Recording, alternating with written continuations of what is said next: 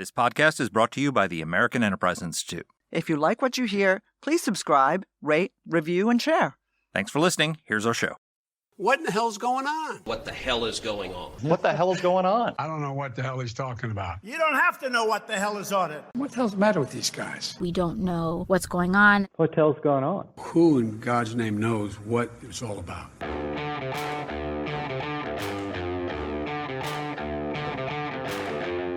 Hi, I'm Danielle Pletka. And I'm Mark Thiessen. Welcome to our podcast, What the Hell is Going On?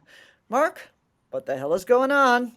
Well, what the hell is going on is the Biden administration is telling the American people that Bidenomics is awesome and that they've got all the problems solved. Wages are rising, inflation is coming down, the economy's better than you think it is, people. And Americans are saying, no, it's not. No, it's not. The polls show 57% of Americans think the economy is headed in the wrong direction. 43% say, a plurality, say that Biden's economic policies have personally hurt their bottom line. Only 18% say that his policies have helped. There seems to be a disconnect between the people in the White House and their economic message and the lived reality of the American people. And when your message directly contradicts the lived reality of the people you're talking to, they tend to not listen to you, and they tend to vote for the other guy. That seems to be where we're headed. I have had this feeling more and more about this administration. In our interview, I ask our guest why it is that the Biden administration seems so weirdly out of touch. Like, no, inflation's coming down, you stupid people. And it's like, dude, I know you don't go to the supermarket, but don't the people who work for you go to the supermarket? Because no one who goes to the supermarket feels that way. I said this yesterday, I think, or a couple days ago on Twitter.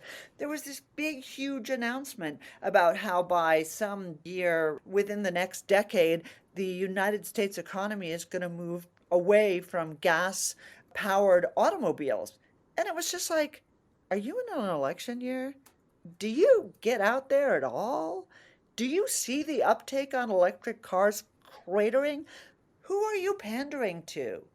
I don't get this administration. I feel like they're locked in the room with Claudine Gay from Harvard, and that's it.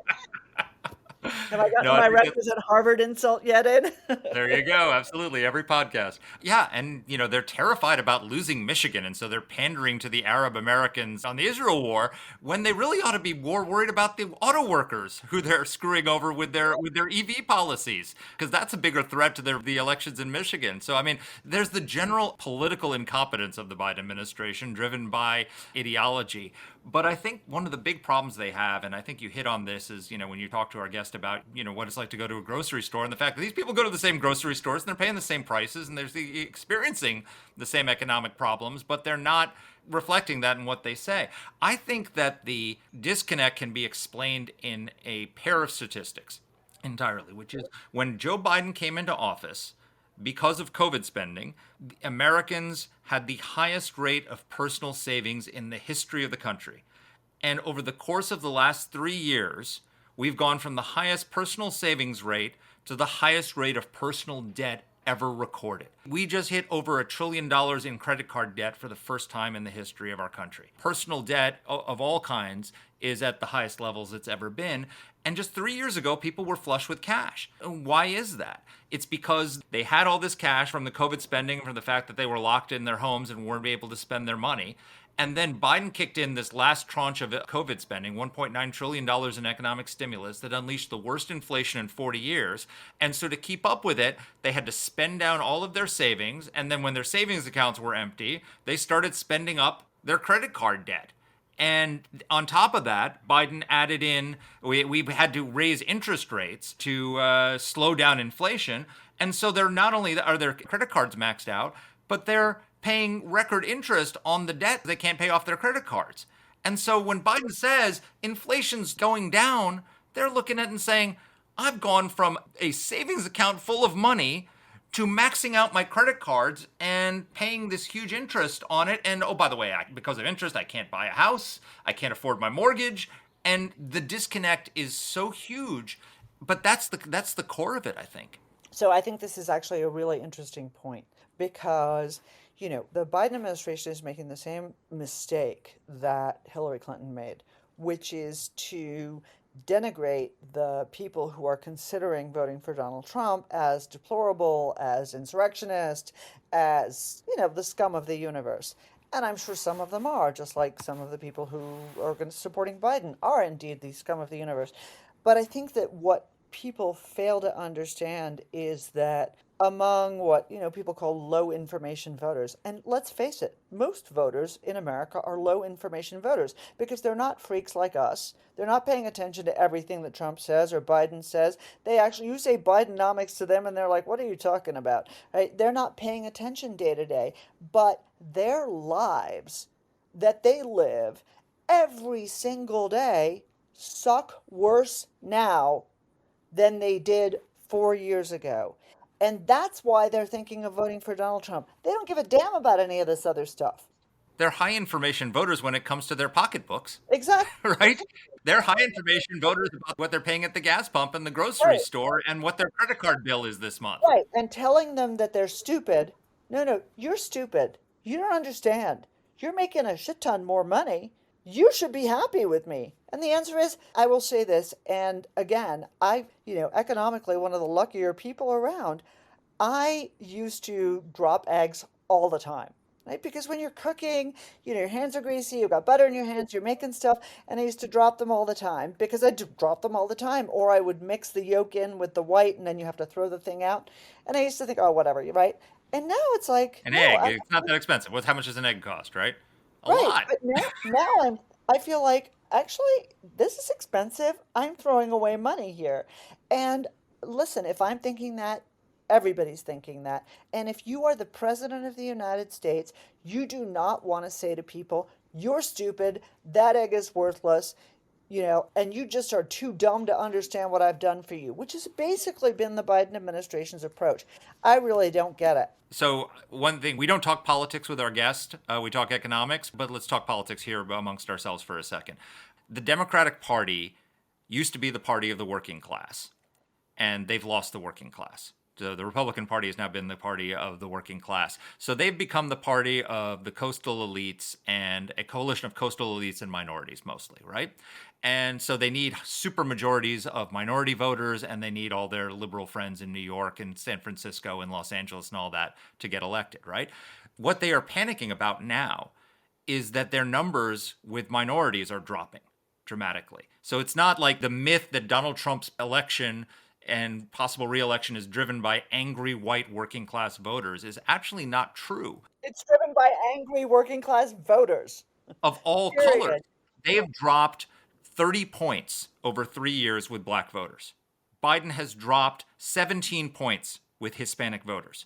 And what the reality is that they are hurting those voters' pocketbooks with their policies. And so those voters are saying, well, okay, I'll vote for Trump. And so if they can't be the party of the working class anymore, and they can't be the party of the supermajority of minorities, they just become the party of the coastal elites, the people who are the most insulated from all these economic problems that they're unleashing on the rest of the country, who think the biggest problem in the country is climate change. And so we need to spend all this inflationary spending to get rid of the gas-powered cars that auto workers in Michigan produce. And let's make these much more expensive and much less labor-intensive electric cars that nobody wants to drive because that's saving the planet. And so, their base is basically becoming the climate change cult of the liberal elites, and they're losing minorities, they're losing working class voters, and it's all driven by these bad economic policies. That's true. And that's what we're here to talk about today. And we've got the best guest possible. Gary Cohn is the vice chairman of IBM and served as chief economic advisor and the 11th director of the National Economic Council in the Trump administration. Before he served the White House, Mr. Cohn was the president and chief operating officer of Goldman Sachs and a member of that firm's board of directors. He began his career, and I add this especially because of the conversation we have about trade and tariffs, began his career at U.S. Steel, which is super interesting. And he's a really great explainer of economics to non-economists like you and me. So you will really enjoy this interview and get a lot out of it because you don't need a PhD in economics to understand what's happening in your pocketbook. And thanks to Gary, you won't need one to understand what's happening in the overall economy. Here's our interview. Well, Gary, welcome to the podcast. Thanks for having me.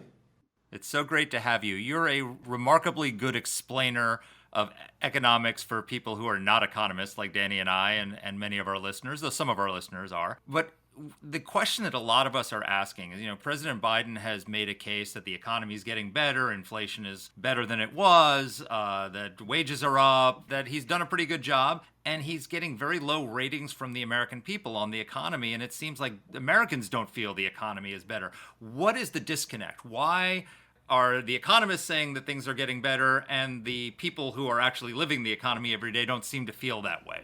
Well, it's one of these answers where both things can be true in some regards. But let me try and explain what I think people are feeling. They are actually feeling this. When you talk about the economy, the number one thing that affects most people and their well-being is how well their standard of living is. And people measure their standard of living by how much purchasing power they have. They take their wages, and at the end of the week, what do their wages buy? And it's a basic school. Do my wages buy more this week, or do they buy less? And the two most important factors that people look at when they're looking at the purchasing power of their wages is food and energy. And so when you look at what's going on with the price of food, and that's very transparent because people buy relatively the same basket of groceries week after week, people have a pretty good idea, hey, my basket of groceries cost me $100 3 years ago. That same basket cost me $125 plus today. And by the way, that's the actual data. So the basket of groceries that cost you $100 3 years ago cost you over $125 today. So you're saying, look, I'm paying $25 plus more for my basket of groceries. My wages surely haven't gone up by that same percentage in that period of time. So even though I'm working just as hard as I was 3 years ago, I cannot purchase as much as I could 3 years ago. And that's a basic problem that the Democrats have in explaining, yes, the economy is doing fine. Last month we got to a point where inflation and wages were actually identical, so people stopped losing purchasing power. Some interesting data, if you want to look at this over certain cycles. If you look at January 21st, which is inauguration, to January of 24, CPI, which is Consumer Price Index, was up 17.9%, which is over 6% a year. If I add in February in there, it goes up to 18.83%, which is 6.27% on average. So, the consumer has been paying over 6% a year more for their goods and services. And that's the issue that everyone's fighting with. So can you explain one thing that you did brilliantly on Face the Nation recently, which is the fact that inflation has a compounding effect? Everyone says, oh, inflation's down now. Well, no, it's just down now, but it doesn't mean the prices have gone back to where they were 3 years ago. Can you walk us through that? That's what I was trying to explain with the basket of groceries. The inflation calculation is one of the most interesting calculations we have because most economic calculations, or most calculations we use in our everyday life, have some baseline. We compare it to some time in the past. The inflation calculation is not a baseline calculation. It's either a month-over-month number or a year-over-year number. So when someone quotes inflation to you, and they say, oh, it's only 4.1%. Well, 4.1% over what it was 1 year ago. But 1 year ago, it was up 10%. So if you go back 2 years ago, it's 10 plus 4.1. So it's 14.1% for the 2 years. So you've got this compounding effect of inflation. That's how that $100 basket of groceries gets to be a $125 basket of groceries. And it keeps going up. So the problem is that until you have disinflation or negative inflation readings, the price of everything that you are buying, whether it be a good or a service, is going up month over month, year over year, and it continues to build or compound upon the last number we got.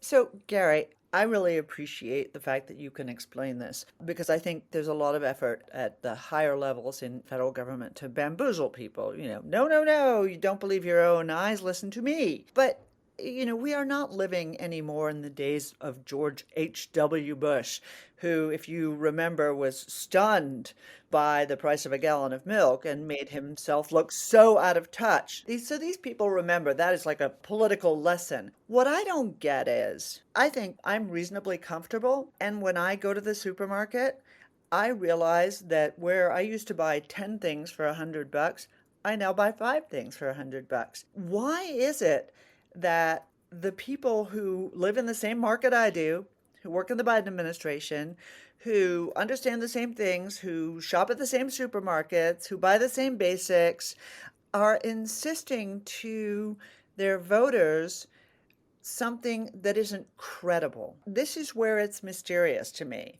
because it seems so politically strange and counterintuitive, rather than saying, we're working this, we're going to make everything different, and plus, we're giving you better wages, yada, yada, yada. Why not do that? Do you have a theory of the case? No, Danny, you're completely right. And this is why there's such a big disconnect between the Biden White House and the U.S. economy and the voters, and why the vast majority of voters polled today tell you the economy is still one of their top issues, and they're very disappointed by the U.S. economy. U.S.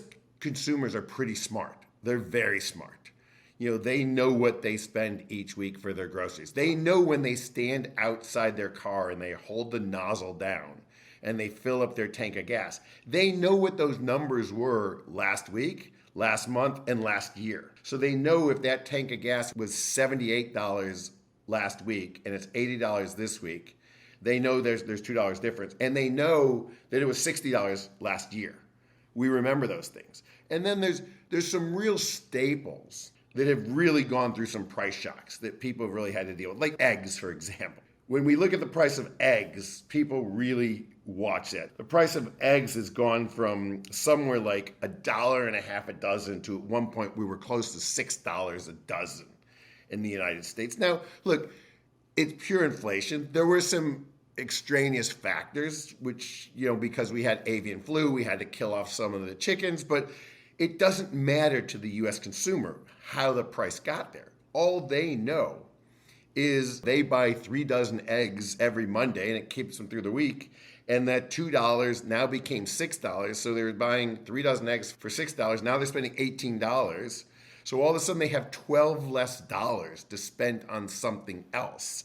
So if you're a hardworking American, you're now making a decision. What am I not going to buy? Because I'm going to buy the 3 dozen eggs because my family needs 3 dozen eggs. So this inflation is in many ways a bipartisan achievement in the sense that it was unleashed by COVID spending, and there was a lot of COVID spending in the end of the Trump administration. But then Biden came in and decided he wanted to be in on the game of having solved COVID. And so he did this massive COVID spending that even Democratic economists like Larry Summers were warning would unleash this inflation. How damaging was that last tranche of COVID spending to our economy? Was that a catastrophic mistake? Yes. Plain and simply, it was a catastrophic mistake. The $1.9 trillion stimulus at the beginning of the Biden administration, when we were already coming out of COVID, when the economy was renormalizing, when the consumer was already in relatively to very good shape because they had taken their prior stimulus and they had used it to pay down debt. They had used it to build savings back, and we actually had a consumer in very good position. We did not need that extra $1.9 trillion stimulus package. And then look, it didn't stop there. Had it stopped there, it might have been okay. But like this idea that we're going to give consumers a lot of money and we're going to help stimulate the economy and we're going to increase the money supply, we didn't stop there. Then we went to the Inflation Reduction Act or the Inflation Creation Act. So we then took trillions of dollars and then are putting that in the economy by creating infrastructure and building projects and stimulating more economic growth. Then we had the CHIPS Act, which look, I am supportive of the CHIPS Act, but we can't deny that it's not stimulative to the U.S. economy. The Biden administration continues to find ways to put money back into consumers' pockets, cancellation of student debt. All of these things have the exact same effect. They have more dollars chasing a finite amount of goods. And they put the consumer potentially in a better place to spend money. Even though they're spending money in an inflationary cycle, they're still creating more demand for goods. This is a real snowball. What, for me, obviously, the price at the pump, the price at the supermarket are the things you see every day. But debt is something that, again, we are talking about such a massive, massive swing that happened. And again, I think most of us understand that during COVID, there was an artificial rise in American savings rates. And so it's not fair to say, ooh, habits were changed, everything was different. You know, if you lock someone in their house, guess what? They're going to save more money, unless they're me, and then there's online spending. But that's a different podcast. But the Federal Reserve Bank of New York reports, regularly, you know better than we do, on debt. And the numbers just smacked me over the head. Total household debt increased by $212 billion in the fourth quarter of last year. Mortgage balances up by $112 billion from the previous quarter and stood at $12.25 trillion. Home equity lines, credit card balances, auto loan. People owe a ton of money. And if there's ever a monkey on your back, it's owing money. What's going to happen? So, Dan, it's interesting because coming out of COVID, we were in the complete opposite side of this equation. We had created record high savings rates in the United States, and we had consumer debt at basically record lows because people had taken the stimulus checks that the government had given them, and they had used it to pay down deficit, and they'd used it to save. Because as you just rightfully pointed out, when you're locked in your house, the vast majority of expenses you have, whether it be commuting expense, car expenses, dry cleaning expenses, going out to lunch, buying lunch at work, all of those expenses that you have in your normal everyday activity of going to work disappeared. And the shopping that you would normally do, the only thing that was available was the grocery store or something that FedEx, UPS, or the United States Postal Service would bring to your front door. So your ability to consume was highly curtailed. So people were forced to save. Then when COVID ended, you rightfully pointed out, when we sort of allowed people to go out and re-engage in the economy, there was this massive pent-up demand for people to go out and spend money. And the American consumer, unfortunately, has been taught that you should, live on credit. If you earn $1, go spend $2. And that's unfortunately what's happened. So we went from, really low consumer debt levels to we are right back to all-time record high consumer debt levels. So, the consumer in this economy is feeling pinched because they have taken their credit cards. They've used their outstanding balances, their existing balances. They don't have a lot more room. They probably have no room left on their credit cards. Their savings have been dwindled down and interest rates are higher. So to the extent that they have anything that is being paid on a variable interest rate, which is most likely everyone does, because if your consumers are carrying a balance, that balance is affected by the interest rate. And so your interest payments alone on your credit card balances go up month after month after month. So your purchasing power goes up. You can't even afford the interest. So your debt goes up and up.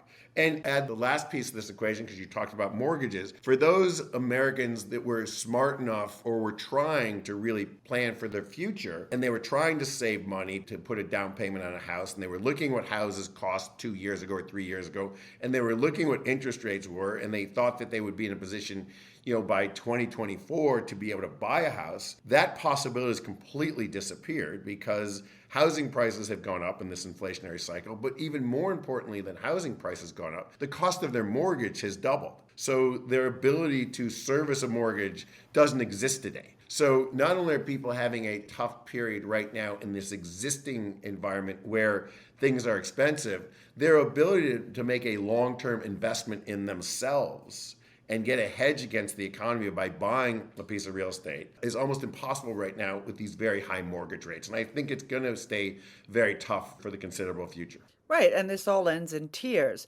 One of the most interesting statistics for me, it was really interesting at Christmas time.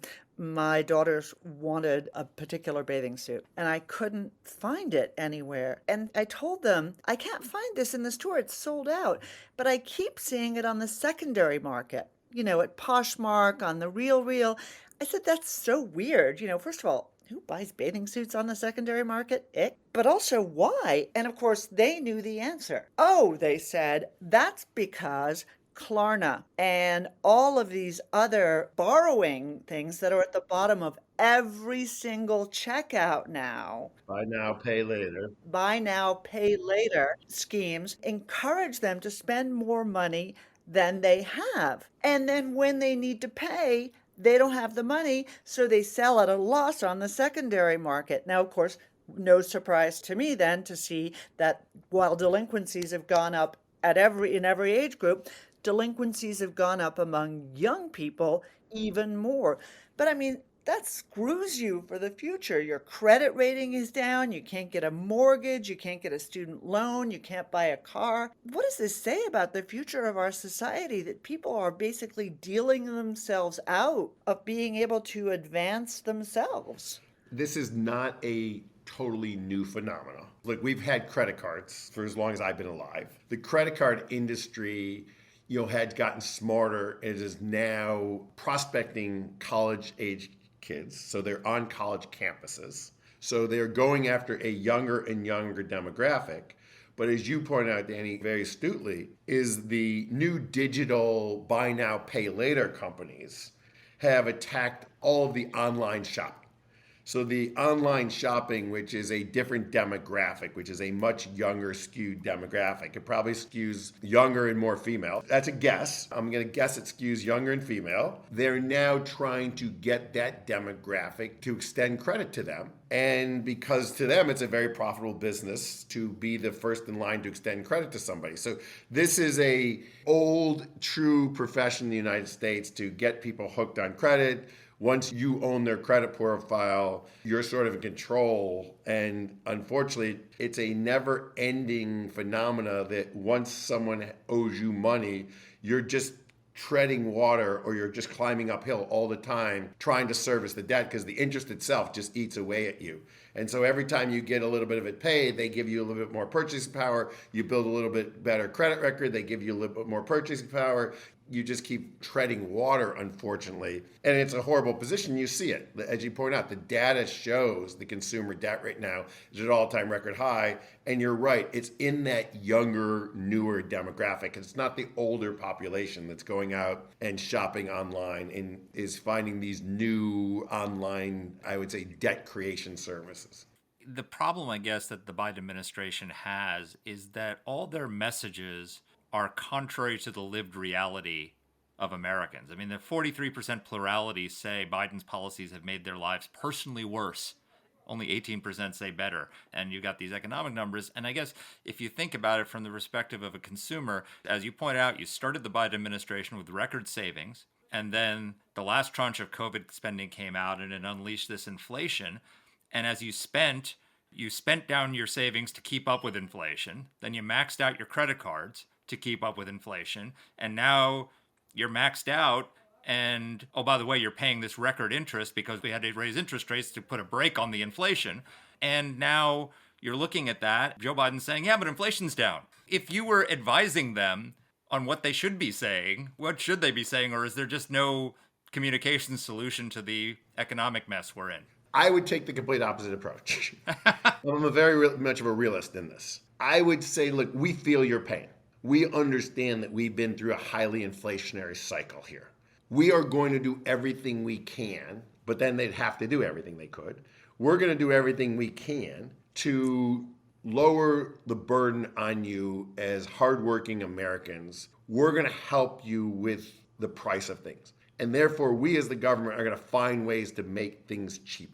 Now, look, that means, in many respects, they've done some of these quietly. And the one thing is, they have tried to make sure that the price of oil has not gone up too much, because the worst inflation in the world, we alluded to a few minutes ago, is you standing out there holding the pump.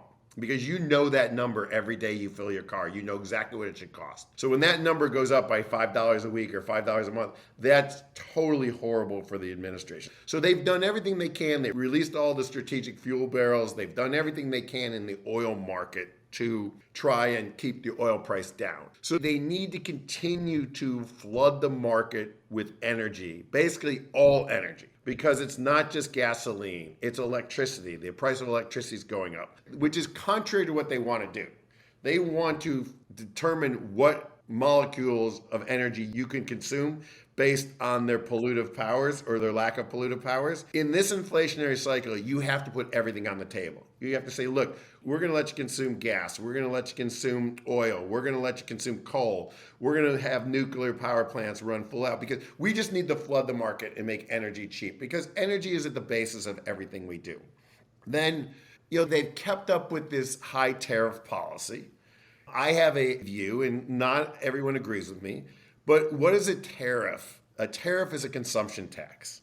A tariff at the border is a consumption tax. So if we're importing something in the United States, the tariff's paid at the border. That tariff is passed directly on to the U.S. consumer in the form of a consumption tax or a price. Now, look, I'm pretty clear on this. If we manufacture something in the United States and someone's dumping that product here because they have a much cheaper cost of labor, because they don't pay a living wage, and they don't have a cost of capital, and they don't have to worry about the environment, we should not allow them to undersell our U.S. manufacturers. But if we don't manufacture it in the United States, which is the vast majority of things that we import in the United States, and our consumers really want to consume it, I don't know why we're putting a 20 or 30% tariff on at the border, which makes it 20 or 30% more expensive.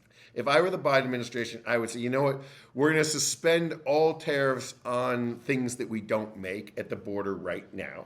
And that would lower the price of goods, especially, the goods that we consume every day. We have no idea how many goods come in over the border every day that we don't make here. It's the vast majority of things that people buy at big box retail stores today. And they're not just cheap items. They're some of the most expensive items, from television sets, baby strollers, all the way down, sort of the spectrum. I would find ways to say we're going to try and relieve the burden from you as quickly as we can. And that's what I would do. That's really the only thing you can do right now. Look, I'll touch on another topic, but the whole immigration problem in the United States is also creating more demands for goods and services. And that's part of the definition of inflation. It's too many dollars or too many people chasing a finite amount of goods or a finite amount of services.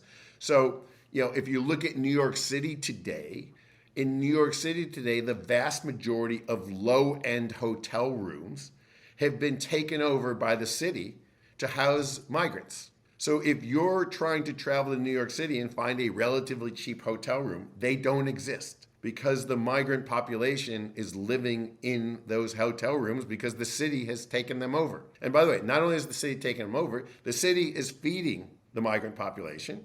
And so there's more demand for food. There's more demand for services. There's more demand for goods in the illegal migrant population, which has its own inflationary pressures here in the United States. So if we would curtail the illegal immigration and we would actually lower the price of goods by making them more readily available and not taxing things at the border for some period of time, I think that if I were trying to solve this problem, those are things that I would do, which would have pretty immediate effects. And they can't work, most of them, so they're actually not helping address the labor shortage. Exactly. So they're consuming and they're taking goods and services out of the economy, and therefore they're keeping the price high because, there are a finite amount of hotel rooms. There's a finite amount of food that gets imported. There's a finite amount of food that gets created every day.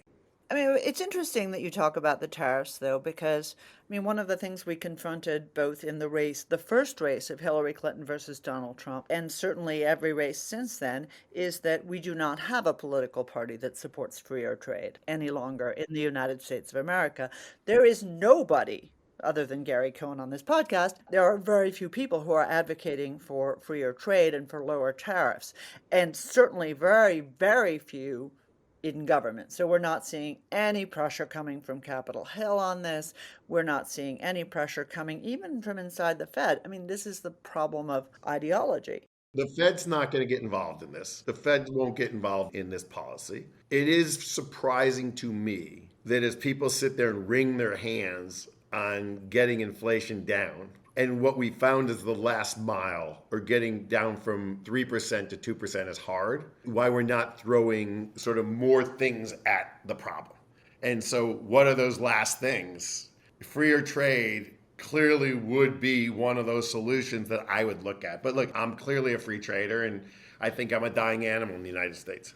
You are, and I'm a free trader, and I think Mark's certainly a pretty free trader. And yes, so we've gathered here for our annual meeting in a closet. I was going to say, we've had an annual meeting of the free traders. Exactly. I want to follow up about this question of Bidenomics and what its consequences are. It's been actually really interesting. I'm willing to bet you are among those who have sort of watched The Economist magazine for the last 30, 40 years. It has drifted in a particular direction. And there was a piece that was entitled, "What 4 More Years of Joe Biden Would Mean for the American Economy." It then listed the pillars of Bidenomics: support for workers via unions, more social spending, tougher, quote unquote, competition policy, unquote, green investment, and higher taxes on large firms and the wealthy. Now, of course, they then put a picture of this next to it, and what do? They put a picture of the federal debt as a percentage of GDP. You know, for me, this is so retrograde. This is so economically dangerous. I suspect that there's some backstory here that The Economist is trying to tell. But I mean, what happens? What do 4 more years of Bidenomics mean? They sort of hit the nail on the head, right? I don't think the next 4 is going to be any different. I think that's the definition of insanity, doing something and expecting different results. So I think that this social spending will be there. The competition will be there. And by the way, instead of going through that list, the great irony of it is everything on that list, except for raising taxes, is highly inflationary. That's the funny thing about it. Everything on that list is highly, highly inflationary.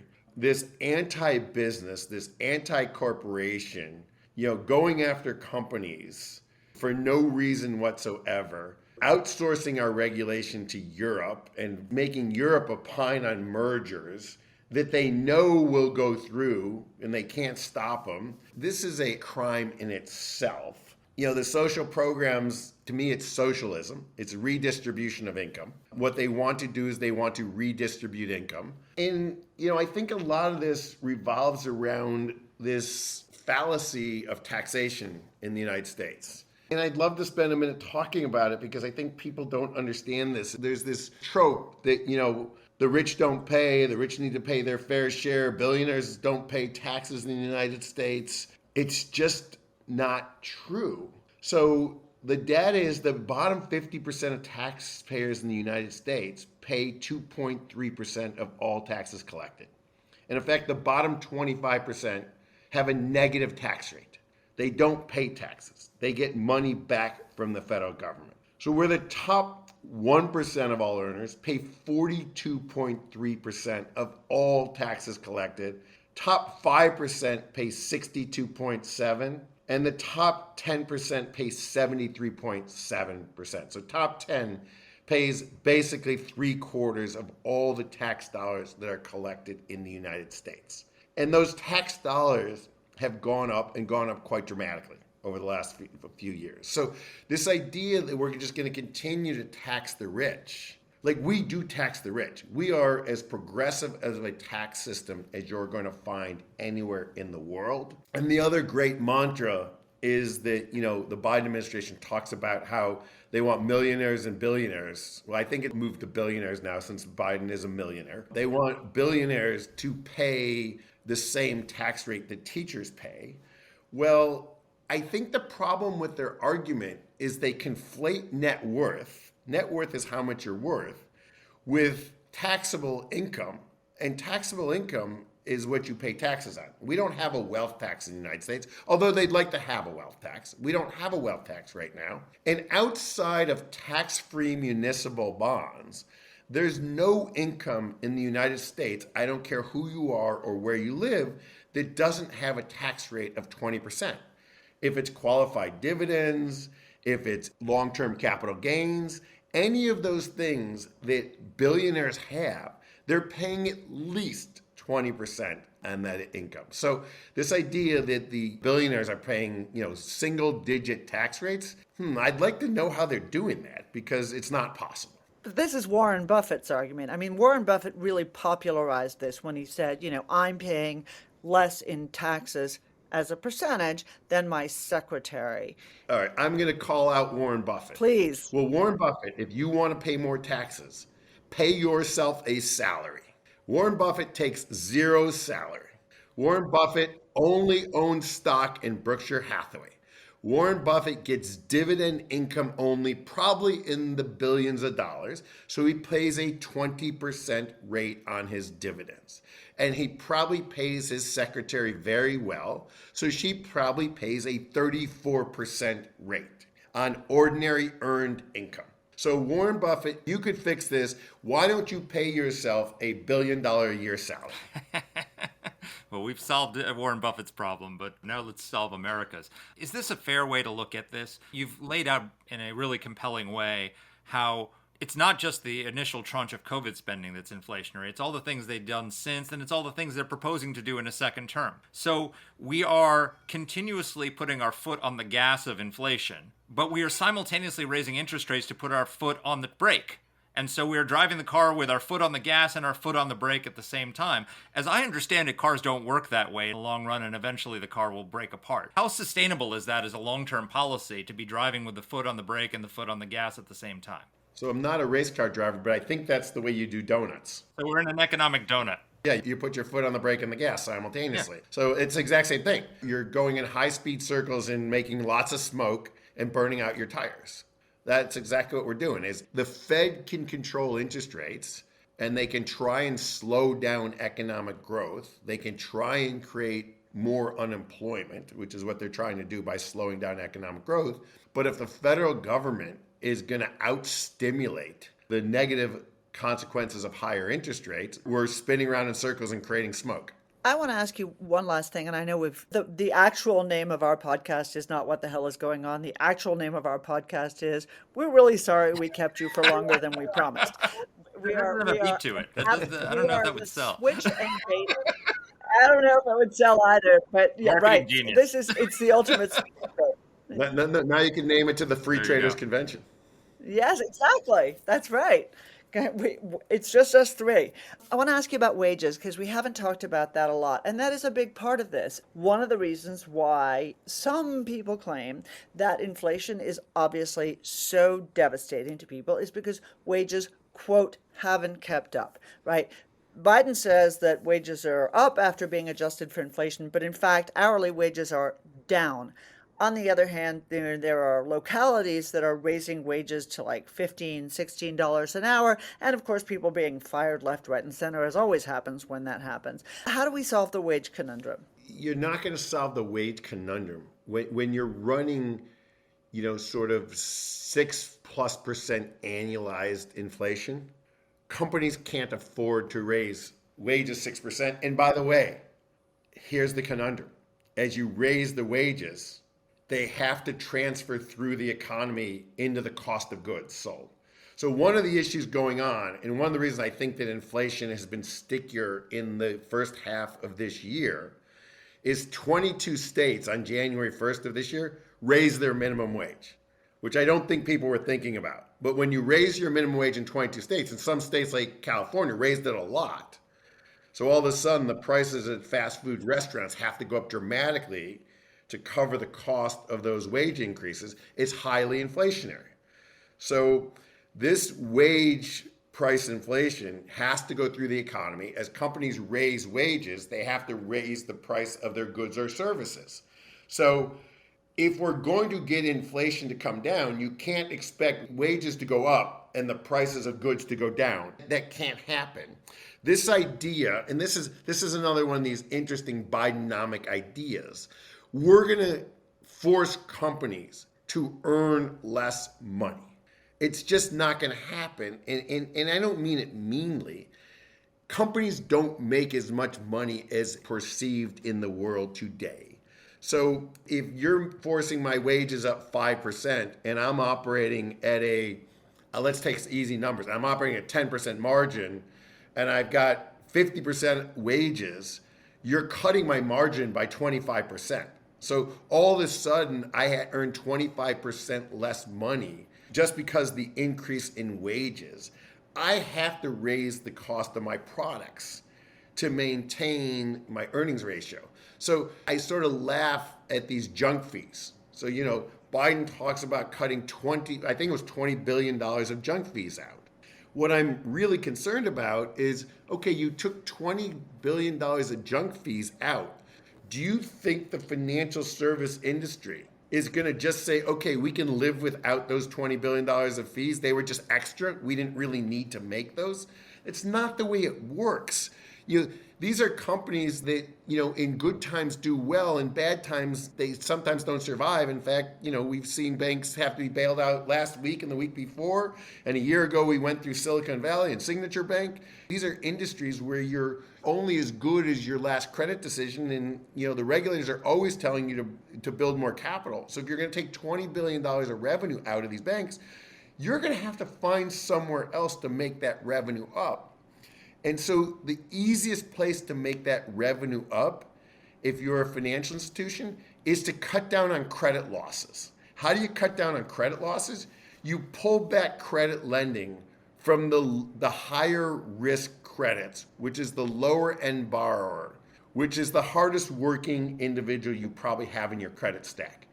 So that again slows down the economy. It provides less credit to hardworking men and women, but it makes the banks safer and sounder, and it will protect those losses. So instead of getting the money through junk fees and extending credit, they'll stop getting the junk fees and they won't lose the money in credit. And it's really detrimental to the economy. So they think of how they can create a headline on junk fees. They don't think of the bad economic impact it's going to have. And a couple of years from now, they're going to be complaining how banks just cut credit to like the bottom 5% of borrowers. And the banks are going, yeah, I did it in response to what you did. So exit question for me, we've got an election coming up and a lot of people are looking, Donald Trump is going to be the Republican nominee who served in the Trump administration. A lot of people are looking and saying, before COVID, I was doing great. And I think it's one of the reasons why he's surging in the polls is that the things they don't think they're doing great under Biden. They think Biden's policies have hurt them. I think right before the election, 56% of Americans in the Gallup poll said, I'm better off now than I was 4 years ago. And that was in the middle of the worst economic crisis in American history since the Great Depression, racial unrest, pandemic, and all the rest of it. What do you see as a potential Trump administration solution to all these problems? Because he's going to inherit this mess if he wins. He just said the other day that he's going to put 100% tariff on Chinese EVs coming through Mexico. What would you be advising him to do to fix these solutions if we had a Republican administration and a Republican Congress that could pass some things? So look, I think the election comes down to geopolitics and then it comes down to economy. Those are the two things I think. As Bill Clinton once said, it's the economy, stupid. So let's really talk about what matters here. So we touched on energy policy. I think we know what the Trump administration will do in energy policy. I think the Trump administration is pretty clear that they are going to produce as much hydrocarbon as they can in the United States. They will allow fracking. They will, encourage energy production all over. Where I think the last 4 years has more been, I'll give you tax incentives to buy what I want you to buy, not what you really want to buy. So I think we'll go back to an open and free market in sort of the energy market and the automobile market. Obviously, immigration is going to be a huge topic. I think it's pretty clear where the Trump administration is going to go. It's pretty clear where they were, 4 years ago. And this immigration topic has all of these trickle-on topics that we talked about. We talked about how the immigrants are coming in, they're taking over resources, they're occupying hotel rooms, they're driving the cost of everything up in the United States. That's important. Tax. One thing that we can't underestimate, the Tax Reform Act that we got done in 2017, the personal side expires at the end of 2025. And it does expire. So you go into 2026 and you're back to the very, very complicated tax system that we had in 2017, much higher rates, a lot more complexity, all the crazy loopholes and deductions come back, things like the alternative minimum tax come back, all the state and local tax deductions come back. As I said, it's higher rates, but for people in high tax states, it's probably lower taxes for them. So even though it's higher rates, it's lower taxes. This whole position on regulatory and being anti-business and anti-competition and overly regulatory to the U.S. corporate business, what the Biden administration's doing, and they don't sort of understand it, is they're discouraging people from investing in the United States because the regulatory environment is so difficult that you'd rather just make the investment in another country where you can invest, you can hire people, you can work. The M&A market here is tough. The capital markets are tough here. You can't take companies public. And I just think that the Trump administration will bring those things back to a normalized environment that is much more business friendly. And when the environment gets more friendly, companies will invest, they'll hire people, and the economy will tend to grow. And I think some of these other things on border and climate will be less inflationary, and surety of the tax code will clearly give people confidence. Sounds good to me. And on that optimistic note, well, there's a lot of baggage that comes with that, Mark Thiessen. But yeah, the economic part of that sounds good to me too. Gary, you've been amazing. Thank you. We're so grateful. You really explain things clearly and I think in a way that reflects good principles, which is what we love. So thank you for joining us. I hope you'll come back. Thanks for having me. It was a pleasure. So, Gary laid out a pretty good economic policy for the Trump administration. Danny, are you convinced? If Gary were running for president, I would be. Otherwise, no sale, dude. For other reasons than the economy. For other reasons than the economy, and the economy isn't going to sell me. Other voters may feel differently, and that's fine for them. They may, and that's their choice. And obviously, in our democracy, I respect that. But, geez, as everybody knows, but I'll say it again, just like Harvard, I wish we had better choices. I wish we had better choices, by the way, that weren't so old, which really is worrisome. But look, can I talk about something for a sec that really stuck with me? Not to say something that sounds like, out of a Disney movie or a Miss America speech, but our young people are actually the foundation of our future. And the fact that they owe so much money, that they are entrapped in this debt, that they don't understand how to spend within their means is incomprehensible to me. We've done a terrible job raising Gen Z. I just think we have as parents. I mean, we like to sit here and like a bunch of boomers. Oh, we're not boomers. We're Gen X, and No, I'm complain not. about complain. Oh, you're a boomer. Oh, that's right. You're older than me. I forgot. Thank you for reminding me that you're older than me. Shut up. But we sit here and say, oh my gosh, kids today, and with their social media and their, bad work ethic and all the rest of it, and they don't know history and their scores are terrible and all the rest of it, and their work ethic is terrible, and it's on us. I think we've done a pretty good job with our kids. I know your kids and mine, but as a generation, we've done a terrible job raising these kids. And what's stunning to me is that for all the problems that Gary just laid out, if you had a choice to be born at any time in history, from the dawn of the agricultural age 30,000 years ago to today, and you didn't choose today, you'd be absolutely nuts. We're the most freest country in the world, despite our bad choices. We're the most prosperous country in the history of the world. I've mentioned this before, but there was a Brookings study that 5 years ago, for the first time in human history, more people were rich or middle class than were poor or on the verge of poverty. So we have a middle class majority across the world, not just in the United States. We have more cures for disease. On any metric, you want to live now. And yet, they're more depressed, more anxious, more worried, more upset at the world, angry at their situation than any generation. And I guess, maybe binge spending on the web is a way to solve that. That's on us collectively to some extent. It is, but it's something that we should talk about and think about more.